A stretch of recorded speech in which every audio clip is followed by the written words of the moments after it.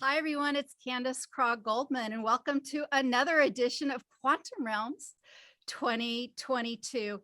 And Quantum Realms 2022, this year, we're bringing on some new people and talking about some new things this year. And so I'm really excited this is my first time meeting him, but I'm interested in introducing to you, our audience, to Mr. Eddie Stone. And he is the founder of Touchstone Essentials. And what he's been doing with Touchstone and for 30 years is he's been in the world of supplements. And there's a lot of us who have a renewed focus on our health the last couple of years or so. And so I have some questions about basically the biggest subject is detox. We want to talk about detox today, but some other things about just the whole world of supplements. Welcome, Eddie. Well, thank you so much for having me on the show. I've been looking forward to this and happy to discuss supplements and the whole background. It's interesting you said the renewed interest or focus. We've seen, a lot of growth over the years, but there's no question as all the issues surrounding the pandemic took place, people's wanting to know about immune health and respiratory health and things like that just skyrocketed. So I'm sorry we've gone through this, but I am happy to see people taking an interest in their own health. I'm also interested in that. Several years ago, Eddie, our family and I happened to move into this beautiful neighborhood in Texas. We're not there any longer. We're in Kansas now, but in Texas called Angel Valley. And there was an organic farm there, Angel Valley Organic Farm. It's no longer there. I don't believe. I think they've retired. But that's when organic food and sort of clean living and eating really came into my life in a big way. And it's really just expanded from there. And as I'm getting older, I'm more interested in keeping this physical form going. Yeah. But I'm really interested in how you got started in all this the first place, because you were in your late 20s or 30s when you got into this world. How did that happen for you? Yeah, it happened for me in my late 20s, right? As the math sort of says, for those wondering, I'm 58 years old, right? So I'll put all on the table. And I want to come back and talk a little bit about organic. I'm really happy to hear that's an important subject to you. People tend to think about organic narrowly most of the time when they're talking about the nutritional quality of organic food versus conventional, but the subject is really much larger when we think about food safety and security in the future. And some of the practices that you associate with organic, such as crop rotations, protection of topsoil, water management, and other issues that you don't see so broadly addressed in conventional farming. And then there's the issue associated with the chemicals that are used in conventional farming, which I'm not going to get into a heavy debate there. But when we start to think about the application of hundreds of millions of metric tons of petroleum-based synthetic herbicides, fungicides, pesticides on communities, on the soil and the microorganisms that should be living in that soil, right, to make good seed and good crops. If you think about what happens to the water surrounding a farm and the community that relies on that water for life, right, quite literally, the air quality, but then just in general, the people associated with a farm, the workers, their children, and how they handle these things. So for us, it's a broad issue. We're members of the Organic Trade Association, and we have a heightened awareness about it. And so I'm not going to wear everybody out on, should they buy organic or conventional? I obviously believe organic needs to be supported. So we'll come to that. But my background, I didn't mean to get too far off track there. Like most people, a couple things happened in my life and made me sort of turn around and look in the mirror about myself and my health habits and what I was doing. In simple form, I had an insurance examination associated with work. And when the numbers came back, I was qualified for a higher premium than I felt like I should. I mean, I felt like I was in pretty good shape, but my cholesterol, my triglycerides were high. I had picked up a few pounds after college, right? When you have all that time to work out and focus on those things, and not so much when you get into the work world and you're starting a family, right? You start to pay yourself last in terms of time. And so I didn't want to be a statistic. And particularly in the developed part of the world, if you look at people in their late 20s, early 30s, they begin to pick up their first levels of prescriptions for either managing cholesterol or managing high blood pressure, even at an early age, or even things like type 2 diabetes. And then just sort of this statistical track you get on where you're kind of locked in, right? Instead of trying to examine as much as possible your health habits. And not everything is associated with lifestyle, but a lot of it is. And so I had begun this journey of trying to figure it out for myself. And then at the same time, my mom, Judy, wonderful woman, I'll jump to the end of the story. She's still alive and well today. She was really having some trouble, sort of listlessness and loss of energy and focus and lots of things that were not indicative of her age. She's barely 18 years older than me. We kind of grew up together, right? So at this point in life, she's just in her 40s. But this went on, and we couldn't find any sort of diagnosis to give us a clue as to what was going on. And we really explored in our local community, a number of physicians. I live in North Carolina, so we're fortunate to have some really good university hospitals and research centers. And so we did all of that. We did the Mayo Clinic. We did everything we could. And a couple of years later, she isn't getting better. And in fact, really, she's getting worse. It's worse and worse and worse. And so ultimately, we got a lead on a doctor. We actually told this doctor was a quack, just to tell you how just to tell you how desperate we were. And I said, that's okay, no problem. I'll speak to the quack, right, if that's what it is. And we were not highly educated in this arena, right? We were really just trying to figure out this immediate crisis with my mom's health. This doctor focused on chelation therapy. He had a really broad view of it. And in hindsight, it might have been a little aggressive, but I'm thankful that it happened. But he put her on IV chelation daily, 6-8 hours a day for a couple week period of time. And she began to get better, enough so that we could start to ask questions about, okay, what was happening there? What was toxic causing this to occur? And ultimately, we figured out that she was having an autoimmune response to breast implants she had gotten earlier in her life. And so not only was her body reacting to the implants themselves, there were some challenges associated with the structure of the implant and how it was getting into the body. And so we're really thankful that she was able to figure that out, ultimately get those implants removed. And so that began a journey for her to get better. And she's, of course, still alive and healthy and all those things today. And so for me, it really made me think about even things I did as a child, whether it's working with gasoline, right? When you're just doing stuff in the garage with parts and cars and things like this, and just this exposure to toxins that we just sort of take for granted, right? And if you read about it, I remember one of the first things I read was that when you're pumping gas and let's say you get some gasoline on your hands, which when I was younger, I wouldn't have thought anything about that. Within probably 30 minutes, benzene will show up in your urine. Oh my right. goodness. So it's getting there. Right. And you don't have to be a scientist to know that's not good for your prostate or your body. And so it really started me on this journey that I'm thankful of the past 30 years. It's really progressed. And, at first I was a user, then I was involved with selling supplements, and then I got involved with sort of management. And then I touched on essentials 10 years ago. And so it's a lifetime journey that I'm thankful for the awareness that it's given me about the role we can play in our health. And we can't control everything, but there are a lot of things we can control. They're in our reach, no matter where you live and really no matter your financial circumstances. And so I'm thankful to have been put on that track. While you were talking, I was thinking about some events in my own life.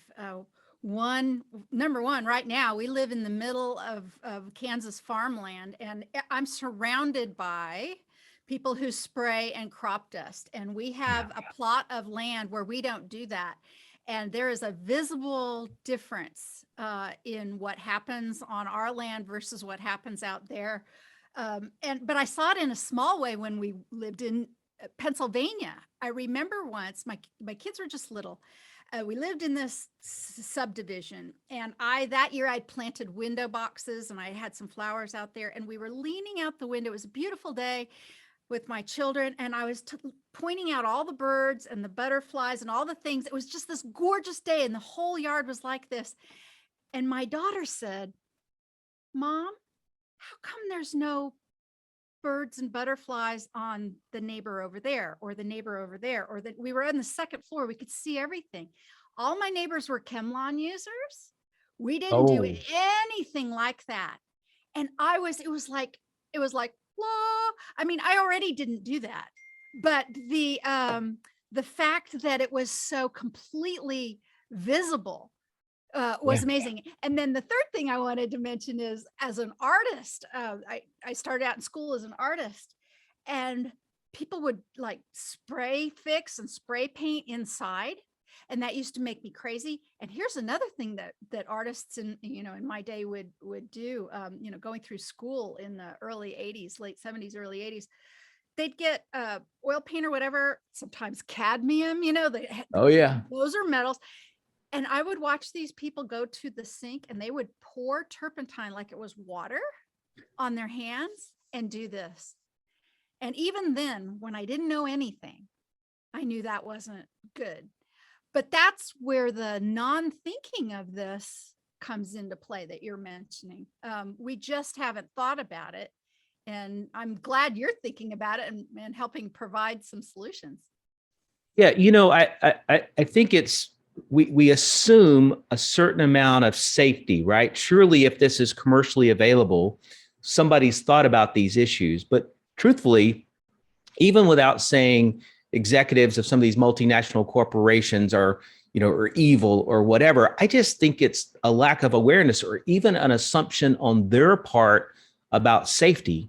If you look in the world today, there's probably roughly 100,000 chemicals, man-made chemicals, primarily petroleum-based chemicals, that are used in consumer goods that we're exposed to, and we don't think much about it. It's ubiquitous, right? Whether it's the stain guard on new carpet, or your sofa, or the packaging on your food, or the artificial colors or flavors that are found in food, or the cleaners that you use in your bathroom or your kitchen, or whatever it happens to be, or even the dry cleaning that you get back into your home when you have your clothes dry cleaned, or that new car smell.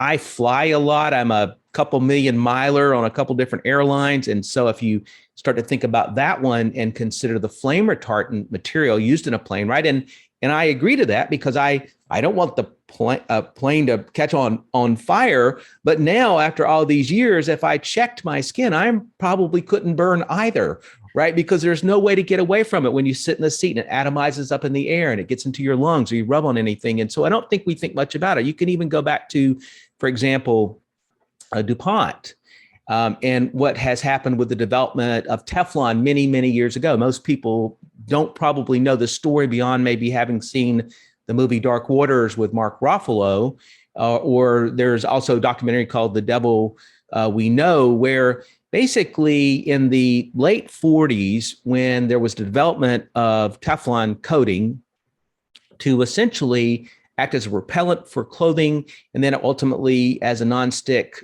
component of cookware, there wasn't much thought about it. It was the fact that it was so darn convenient that by the 50s, late 50s and 60s, it starts to become this pervasively used ingredient with all kinds of mechanical stuff, including consumer goods, or the fry pan that you're using to cook whatever it is in your home.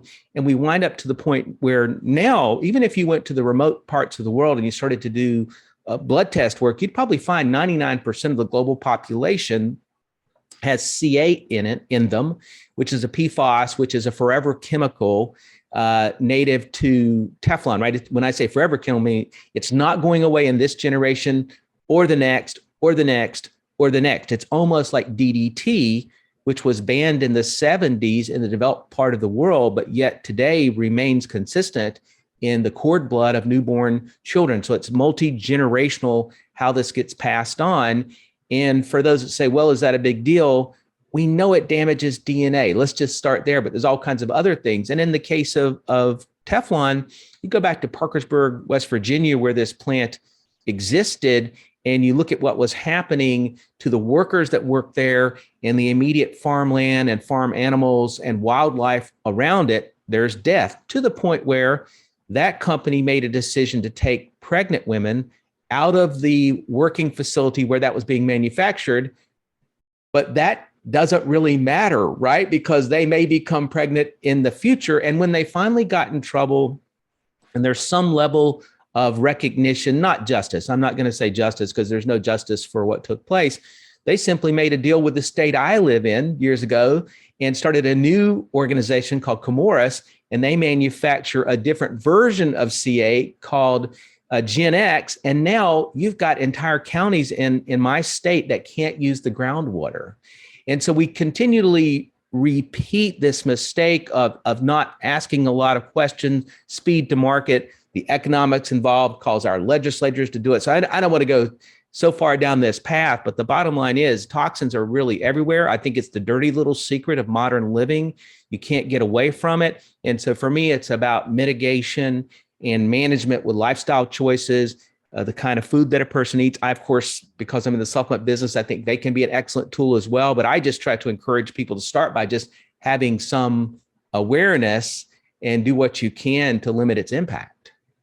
I think that's such a good point. Got my dad upstairs, and his memory and his mind is sort of fading. He's 91. Oh, I'm wow. telling you, my mother was a Teflon fan, and I didn't come to really understand that until much later. And, I got rid of it all, but she was too used to it and couldn't really see the connection. But while you were talking to, there's a member in our community, in our quantum healers community, who opened up, this is several years back, opened up a plastic fabric, consumer material fabric of some kind that was in a plastic container. She opened it up and it off-gassed so strongly, she actually completely, severely, and permanently damaged her eyesight. Oh, wow. Just by opening up, I think it was like a tablecloth. Is that in an enclosed area? So when you talk about this idea of off-gassing and everyone, oh, I love that new car smell. Ooh, I don't know if you should love that smell or not. But it can have immediate and profound consequences. And so, being on top of it with some mitigating supplements and products is such an amazing thing. And since these last couple of years of taking a bunch of supplements, trying to stay extra healthy this last couple of years, all of a sudden I'm starting to look at the integrity of some of these supplement companies and how many of them are sourced from the very same petroleum products that you're talking about in these other ways. And, we are in the vitamin aisle, so we're feeling all good and healthy by being in there. But where they come from matters, doesn't it? It does. And it's interesting. You talk about the woman that had the acute reaction, right? And unfortunately, for most people, that's all they think about. So they didn't have an acute reaction. So they're not at all sort of worried about what's taking place, particularly with these artificial smells. But what they don't recognize is this cumulative impact during the course of the next year, 5, 10, 15 years, when people's health begins to erode for whatever set of reasons. They don't necessarily always connect those dots. And the bottom line is the human body is amazing and it can do amazing things, and it has mechanisms and components to support detoxification. But in a modern world, it can get overwhelmed, right? And so that's really an issue. When you say that about supplements, and so I'll have to make a confession here, because for me, having been in the supplement industry for so long, I've really been, for at least the first 20 years of my career, a very not aggressive, but a very much a clear component of the role of supplements in helping to optimize health. And my position on that hasn't changed. It's just there's a lot of supplements I wouldn't use. I wouldn't let my family use, and I might slap it out of their hand if I saw them go to use it. And so when you start to look at some of these issues, so my thinking about supplements is that most people, if we ask them, they have a really good idea of what they should be doing from a health and diet and habit standpoint, right? Most people get it, right? They need more fresh fruits and vegetables, less saturated fats and animal proteins, and try to get some movement and manage stress and get outside, all these kinds of things. It's not a lack of knowledge to me. That may be in some cases, but for the most part, it's a lifestyle issue, right? We're all, particularly in the modern world, so busy that there's just not a lot of time left over for personal care. And when people use terms like self-care, which I use, people think, oh, that's kind of soft. I'm just talking about maintaining your body, getting an adequate amount of sleep and water and all these kinds of things. And we tend to pay ourselves last because we're caring for elderly parents. We're dealing with a relationship that we want to invest in, our children, our job, our work. And so to me, supplements play this role of helping to bridge the gap, at least from a micronutrition standpoint, between where we're at and how we actually eat versus how we want to eat. But when you peel back the onion, so to speak, or Wizard of Oz analogy, pull back the curtain and look at supplements, 99% of them are manufactured in the same way that fast food is manufactured, where they're taking parts and pieces of something, constructing something that sort of resembles what you want it to, but it's not really the same. And in fact, just to kind of give you a cursory example, the FDA, in conjunction with the FTC, over the past several years, has started to crack down on companies that on their supplement bottles, they will have pictures of berries and fruits and vegetables and things of this kind, but there's none of that actually in the product. And so they are at least trying to aid the consumer somewhat in that capacity. It's not enough. I'll tell you right up front, I wish they did more and regulated more of these companies that have sort of no accountability, because the vast majority of supplements are being made with petroleum byproducts, particularly all your B vitamins, for example. If you take something like ascorbic acid, right, which most people just say, oh, vitamin C. Well, the reality is you've probably got in your kitchen a bottle of something that says vitamin C on it. When you look at it, it probably says in parentheses next to vitamin C, ascorbic acid. It may say ascorbic palmitate, but it's probably something like that. The challenge is the vitamin C molecule has 8 components, and ascorbic acid is just one of them. And in fact, the way to think about it is it's the eggshell for the egg. It's not the egg itself, right? We would not eat the egg shell. We'd eat the egg if you're a person that eats eggs, right? You wouldn't lose sight of that. And so the fact that you can label ascorbic acid vitamin C, which is legal, right, in every way that a company wants to, there's this assumption that the body will mark it up, utilize enzymes to break down collagen to find those other 7 components to make it a usable compound. And that's not to say that ascorbic acid can't have some positive impact. It certainly can, but the volume necessary to do it is so aggressive and it's so inefficient that I think a strong argument can be made about the damning impact because the way it uses resources in the bodies versus the good part. I'll set that aside. For me, it's about the fact you can get vitamin C from whole fruit and vegetable sources.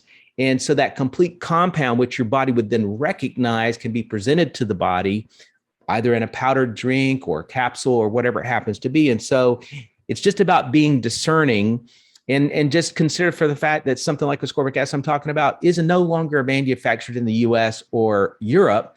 They've off-put that to Southeast Asia, where there's nobody looking at the regulatory issues associated with the environmental concerns, other things that manufacturing. So it's just, and I don't want to bum people out.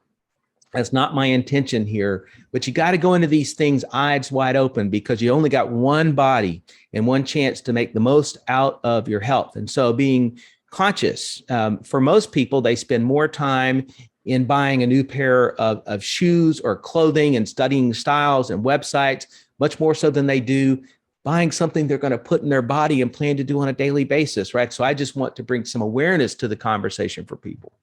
Yeah. Oh, good point.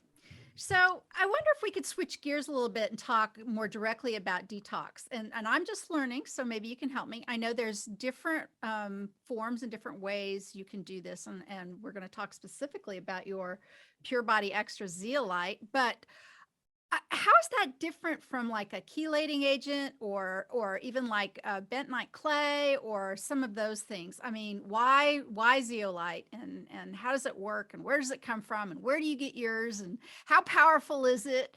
And how it compares to what else is out there. Can you talk about all that for me? Sure.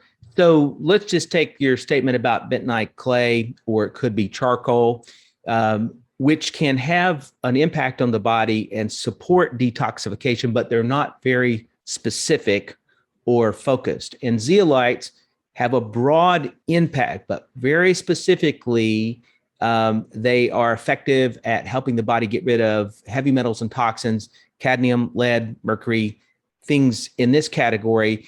And that's important because when you think about the impact of heavy metals on memory, mood, intelligence, how it affects nerve endings, nerve production, your DNA. If we're going to start this dialogue about, helping to manage toxic exposure, we have to really start with heavy metals. And in my opinion, because it affects us so directly, not just with long-term vulnerability to degenerative diseases, which we know is there from a statistical standpoint, but it affects your energy level. It affects your ability to sleep. It affects your ability to manage your weight. And so it may seem sort of quiet. And of course, if it was acute, right, you're having an asthmatic reaction or other issues like the woman who breathed in that those toxins, the volatile organics in the package she opened, right? Brain fog, right? So that's when people all of a sudden are like, hey, what's going on here? I've got these challenges. Zeolites are well-known and well-studied natural minerals. I mean, they've been around for decades and there's really a very long history. There's multiple types of zeolite, but specifically when you talk about a supplement or something for human consumption, you talk about a sheet-like zeolite called clinoptilolite.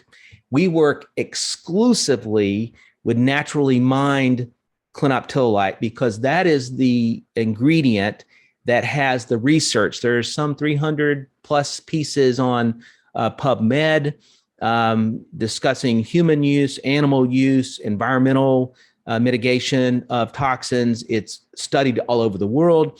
Clinoptilolite, the naturally mined sheet-like zeolite, has GRAS status with the FDA, which is the safety status. Go ahead. What is GRAS status? I've heard of that before, but I don't know what that means. Generally recognized as safe. And Gosh. So you get that moniker when something has been used in our society in some capacity in a human consumption situation for decade upon decade, right? And so it's like, okay, we know that this is safe. And so, for example, zeolites, or clinoptilolite, I should say, doesn't have a contraindication. Now, that doesn't mean there is something that it could impact, right? But that's really for a person to know native to their physician, because it would be obscure, but people do have sort of obscure challenges. So it's as safe as an ingredient, particularly as a supplement can possibly be. And for me, that's really, really critical. As a company, we won't use synthetics in part because that's not where the safety research exists, and also the clinical research on what's effective, but also because this particular zeolite, clinoptilolites that are synthetically made, are vulnerable to weak acids found in the stomach to break them down, which then diminishes the impact it could have in helping to bind with toxins and deal in the body. So the way they form, zeolites form naturally with playa lake or salt water. When lava or lava ash collides with it, these natural crystals form. And while they're not hard like a diamond, they are a hardened mineral. And the characteristic that makes it important, and it's often referred to as a master detoxifier, is that they form a cage-like structure, and that cage has a negative charge in it that's native to it, right? So it's a component of the structure. Well, the heavy metals that I've been talking about, hexavalent chromium, arsenic, lead, mercury, all these things have positive charges.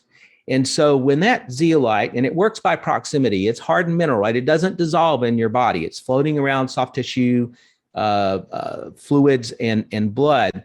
As it comes into proximity to one of these toxins, right, that's positive charge, it's going to bind like the north end and the south end of a magnet, right? They're going to bind together.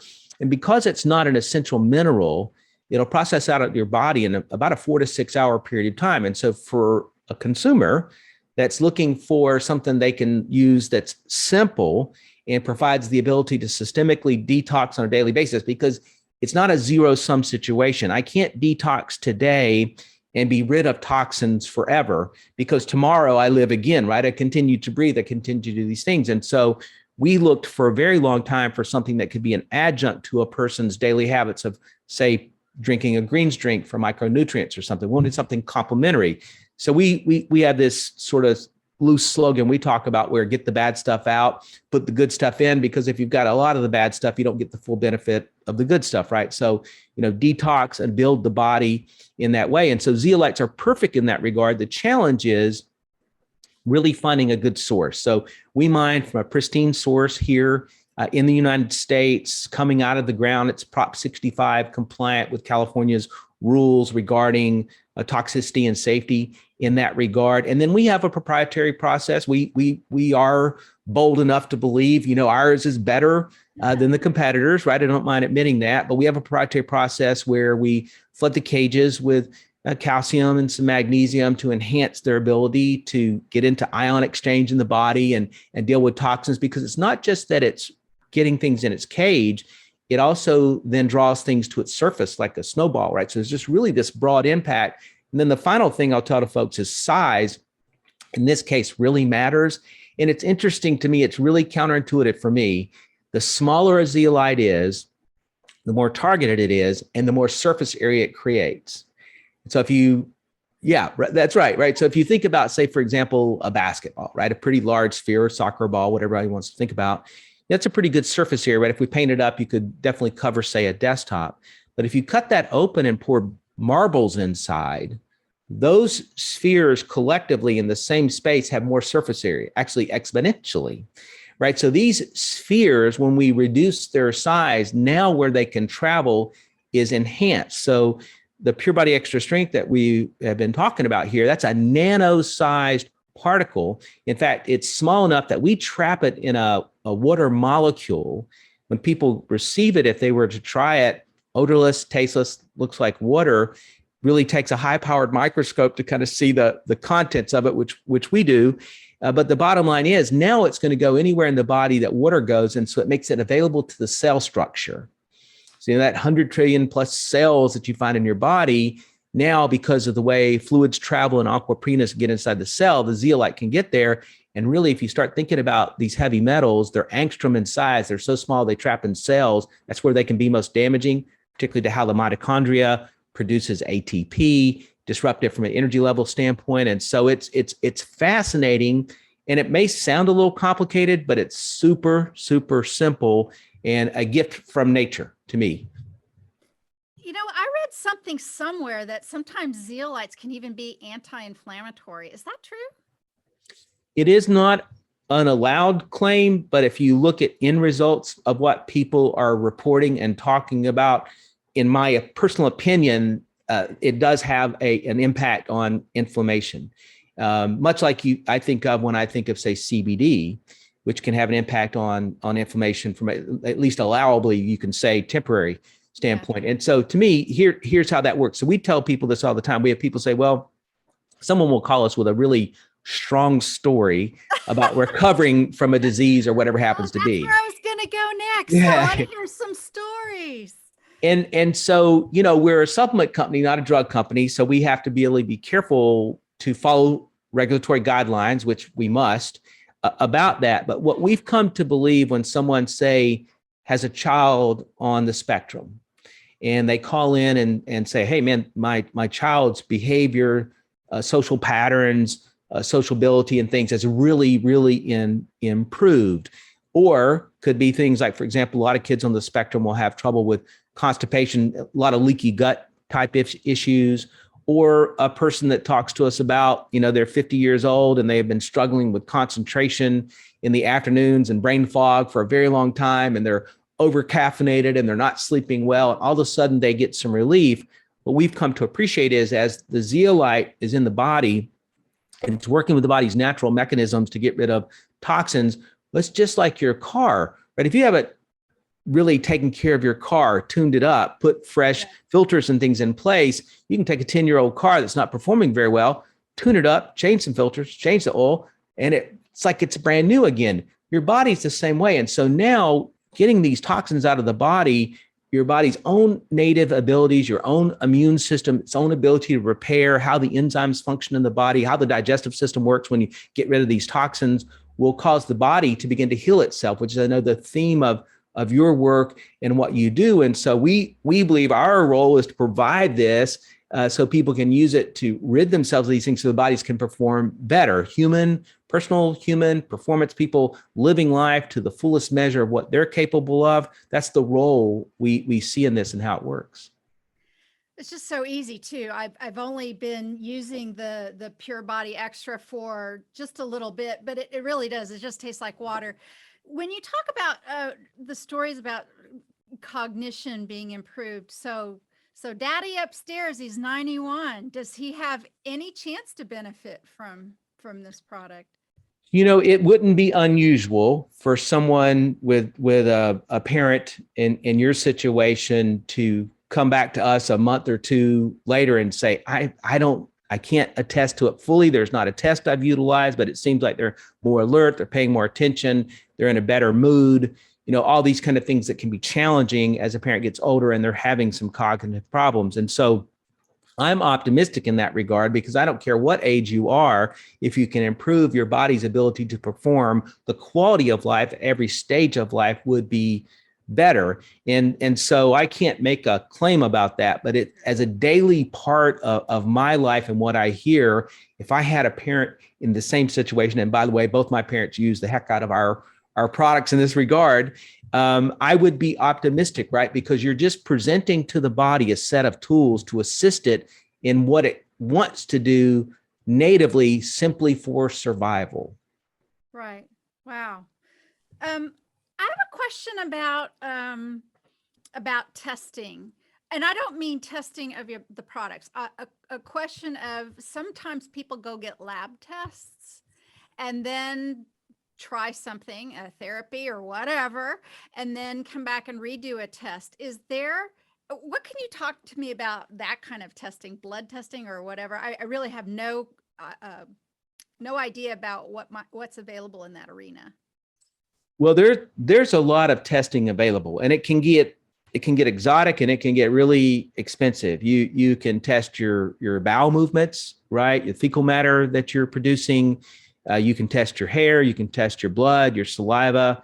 There's even people that do tissue sampling, which is, I'm not even sure if I fully think that's ethical in terms of how that works. And so people basically call it a challenge test. And we see people that use our products because we're not a drug company, we're not directly involved with that, from a just not wanting to kind of get into that realm of making claims. But we just recently had a couple, their child Eaton was underperforming for mobility. I think it was at the 6-month mark. It might be the 3-month mark, but it was very early in the first year. And so the pediatrician did a blood test and found the child was really high in lead. Wow. And so the parents took, as I would assume most parents would, right? They started to look at their home, started to look at food. They started to look at everything that the child might be exposed to, that the child's body wasn't managing the exposure. And then also used our Pure Body Extra. And within a pretty short period of time, the child's lead levels dropped and they caught back up to where they should be from a mobility standpoint. Wow. And that's not to say that the single factor there was our product. I think it was a holistic approach to thinking about the environment the child was in. And so those things are available. As an adult, if I'm just curious and I want to think about it in, say, the most economical, sort of simple way, you can go to various sites and have a hair analysis, because your hair is a pretty good marker of, say, the past 90 to 120, 150 days. And so if you do a hair analysis and then check it in 6 months after use of the product, it will give you a pretty good barometer of where you were and where these decisions you're making are taking you. You know, when you're talking about lead, we're kind of told it's like the white lead paint. I mean, again, I was an artist. I actually had tubes of something called lead white. I mean, lead white. That's, we did not think about it at all. And that, but it's not just paint. And then there's something else that comes to mind. So my dad was a fighter pilot, and here he was stationed in Wichita, Kansas. Here there's a Air Force base, McConnell Air Force Base, and the family home was 6-7 miles from the Air Force Base, but we were right on the flight pattern, Sure. And what I learned, of course, decades later, is that there are other places lead can get into you, and some is being by highways. But if you are on a flight path, that plane that is coming into final, that is going over your house year after year after year, it has coming down, and that's living in lead. And like you said, the body might not show any sort of effects of that for a very long time, but I'm quite aware that I spent years of my childhood under that flight pattern. And so some other places you can get lead, not just that white paint. Yeah, absolutely. If you go back and look at research, let's say in the 50s, 60s, and 70s, sociological research on urban centers, crime, poor behavior, all these kinds of things, you can connect the dots on the amount of exposure to exhaust emissions coming from lead burning cars, which of course all gasoline, right, until unleaded came in the late 70s, had lead in it. And so we know it can affect people, even if it's not causing a visible acute challenge with their skin or something like that. It can affect behavior, decision-making. When we talk about kids and their IQ being reduced, it's the same thing for adults. And so lead is one of those ones we have identified it as a bad guy, but yet if you look at the majority of municipal water systems, particularly the rural parts of our country, not the urban areas, there's problems there as well. There's lead that exceeds EPA standards. Sure. And people can say, well, does that really matter? I don't know. I mean, I don't want any level of it, right? I don't want anything right there that may have an impact. So most people do not have acute reactions, but that doesn't mean it's not impacting their lifestyle decades into the future and their vulnerability to disease. Yeah, we have a whole house water filter because shockingly, even though the big city nearby, about 500,000, is the size of the city of Wichita, they have happily, and I'm so proud of you, Wichita, voted down on fluoridating their water. But you know what? The rural water cooperative out here that comes, the water towers that come out to my farmhouse, put fluoride in the water, which is just shocking to me because, of course, that water goes into livestock tanks and other things like that. And when I finally got my whole house filter to get heavy metals, bacteria, and also fluoride out, I remember with the fellow, we were putting it up in the house, and he was like, well, you just want it for the house, right? And I'm like, no, I don't want my horses to have fluoride or pharmaceuticals or heavy metals. And I don't want my tomatoes. I'm going to grow tomatoes. If I put that water on a tomato, that's like making a fluoride tomato. I don't want a fluoride tomato at all. I don't want any of that in there. So, so I've been very conscious of all of that, but I'm so excited about, adding this to our family's routine, and especially my dad. I haven't done it yet. This is new for us, but I think I'm going to get a couple extra bottles and put it by a sink and see what kind of story I might be able to tell with my dad and his cognition after a little bit of time on the Pure Body Extra. You've got a special offer for us. You want to tell us about that? I'm happy to. And, we try to put these things together when we have a chance to meet a new audience, right? Because for most people, it's not a subject matter they're really educated on, right? And so there'll be some people in your audience that, okay, they'll be looking up, they're Googling and doing things like that. We think it's really critical to consider the source of the zeolite. We think it's crucial that it be the naturally mined clinoptilolite because that's where the safety data is. We think the product needs to be clean. We see people putting all kinds of ingredients in there. We're not really sure what the logic associated with that is. And so we're very specific about these types of things. And so the Pure Body Extra that you were holding up, and I've got one here. Oh, camera always makes my hand go the wrong way. That is our global product that we sell it to about 62 countries, and it's normally $79.95. But we know for most people, they're not necessarily willing to try something based upon that price. And so we'll make it available. And I guess it's for a week. We're going to work with you on this for $5 a bottle. And that's literally the price. And most parts of the world, it'll ship for free. US, Canada, Australia, New Zealand, most of Europe. There's a few places where there's some shipping costs, but the bottom line is we're wanting to get it to people's hands. And so when they click the link you provide them to the offer, it's going to give them two choices. One is to just buy it outright at $79.95, because we've encountered enough people that are so skeptical they won't try anything. Yeah. Yeah. And it all comes with a 30-day empty bottle money back guarantee. We have a triple rating with the Better Business Bureau. We have 20,000+ reviews, 17,000+ 5-star reviews. And so we're recognizing people want a guarantee, but then there's also a path to buy it for $5. When they do that, they're going to be subscribed to the product to receive it again in approximately 30 days. And the reason we do that, that's the next best price at $63.83. But in the interim, for whatever reason, they have no reason to justify it. If they just simply call, contact, chat, email, whatever, and say, please turn off the subscription, we will. There's no challenge to that whatsoever. We just want people to take the chance to try it and see what happens for them. Even if they know they're very unlikely to do the subscription, that's okay. We feel like we can have a positive impact, at least on getting people to think about and have a consciousness about the role that toxins can play in less than optimal health. Yeah. Well, I think the whole world is focused on health in a different way the last couple of years, and finding out the truth about how all of these things are made and what goes on behind the scenes.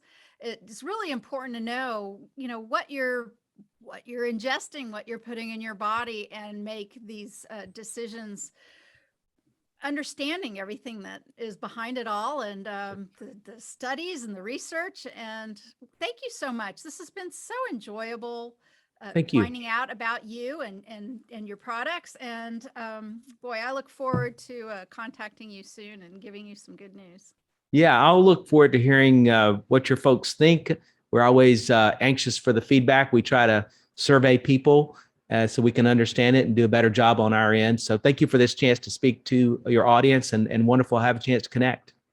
Thank you so much. I'm going to go ahead and just mention the site that you can go find this offer: quantumhealers.thegoodinside.com. I think I did that right. So quantumhealers.thegoodinside.com. I really like that. The Good Inside. That's it's a wonderful. We do too. Wonderful name to get you someplace where you need to go to get healthier. Well, thank you so much, Eddie Stone. And for everyone else, stay tuned to the next episode of Quantum Realms 2022. All right. Bye, everyone. Bye-bye.